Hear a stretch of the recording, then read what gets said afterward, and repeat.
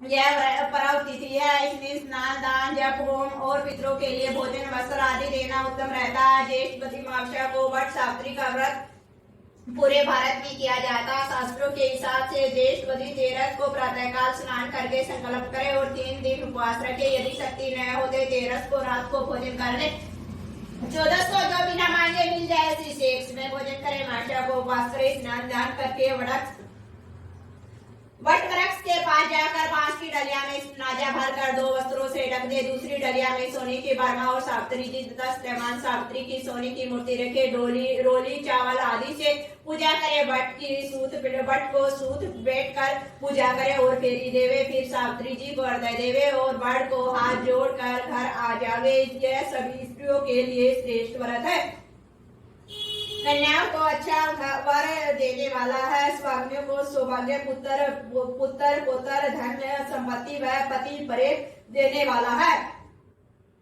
लोकाचार में स्त्रियां नहा धोकर अच्छे कपड़े तथा गहने पहनकर बड़ के पास जाती है। दीवा जलाकर रोली से चती है। आखा लेकर काटी सुनती है। बड़ को सींचती है। वह कुकड़ियों के कच्चे सूत खोल फेंकती है, फेरी देती है, स्वागन भोग की कामना करती है। बड़ के पत्ते को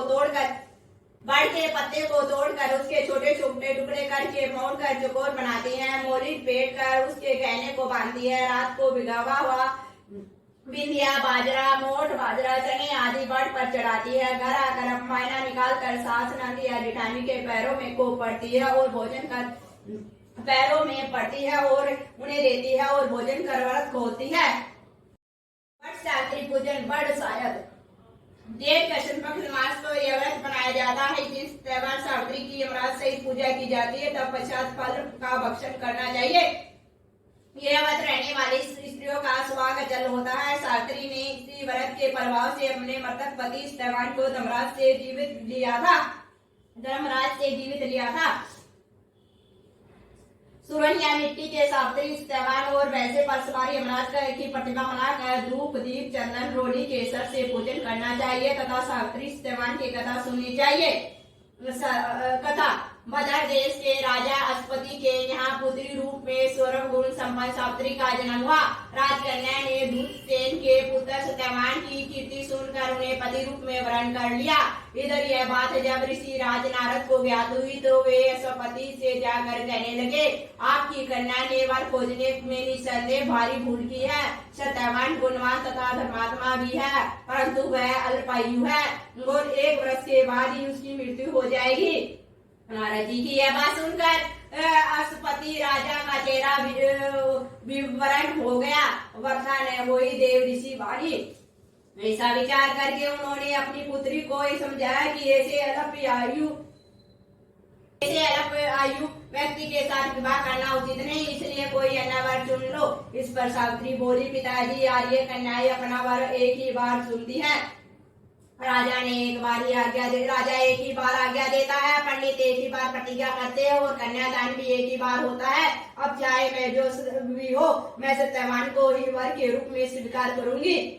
सावित्री ने नारद से सत्यवान की मृत्यु का समय मालूम कर लिया था।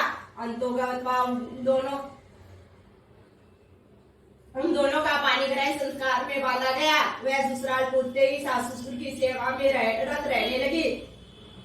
समय बदला, ससुर का बलक्षीण होता और देख शत्रुओं ने राज्य छीन लिया।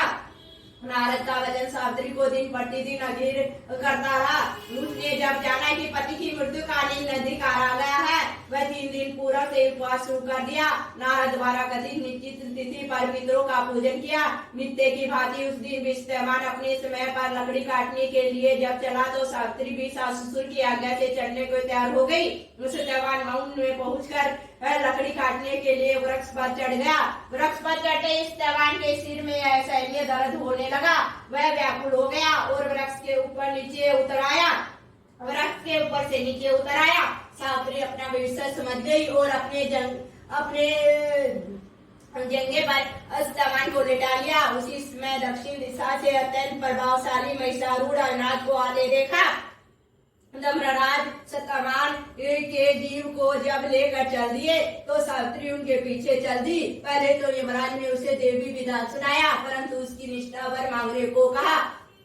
सावित्री बोली, मेरे सास ससुर वनवासी तथा दे, उन्हें आप दिव्य ज्योति प्रदान करे। यमराज ने कहा ऐसा ही होगा, अब लौट जाओ। यमराज की बात सुनकर उसने कहा, भगवान मुझे अपने पति देव के पीछे चलने में कोई परेशानी नहीं। पति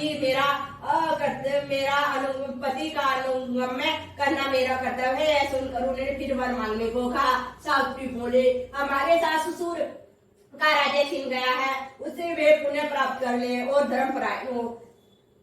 हरि बोली, हमारे सास ससुर धूमसेन का राज्य छीन गया है, उसमें पुण्य प्राप्त कर ले और धर्मपरायण हो। यमराज ने यह वर भी देकर लौट जाने को कहा, परंतु उसने पीछा न छोड़ा। अंत में राज को सत्यवान का प्राण छोड़ना पड़ा और सौभाग्यवती को 100 पुत्र होने का वरदान भी देना पड़ा। सावित्री का यह वरदान देखकर धर्मराज अंतर्धान हो गए। सावित्री को यह वरदान देकर धर्मराज अंतर्धान हो गए। इस प्रकार सावित्री उस वट वृक्ष के नीचे आई जहाँ पति मरत शरीर पड़ा था। ईश्वर की अनुकंपा से उसके जीवन। सावित्री बोली, हमारे ससुर धूम्रसेन का राज्य छीन गया है, उसे वे पुण्य प्राप्त कर ले, धर्मपरायण हो। यमराज ने वर देकर भी लौट जाने को कहा, परंतु उन्होंने पीछा नहीं छोड़ा। अंत में यमराज को सत्यवान का प्राण छोड़ना पड़ा और सौभाग्यवती को 100 पुत्रों का वर भी देना पड़ा। सावित्री को यह वरदान देकर धर्मराज जी अंतर्धान हो गए। इस प्रकार सावित्री उस वट वृक्ष के नीचे आई जहाँ पति का मरत शरीर पड़ा था। ईश्वर की अनुकंपा से उसके पति में जीवन संचार हुआ तथा सत्यवान उठकर बैठ गए। दोनों बड़े हर्ष से राजधानी को चले गए तथा माता पिता को भी दिव्य ज्योति वाला पाया। इस प्रकार सावित्री सत्यवान चिरकाल तक राज्य सुख भोगते रहे। यह व्रत विवाहित स्त्रियों को करना चाहिए।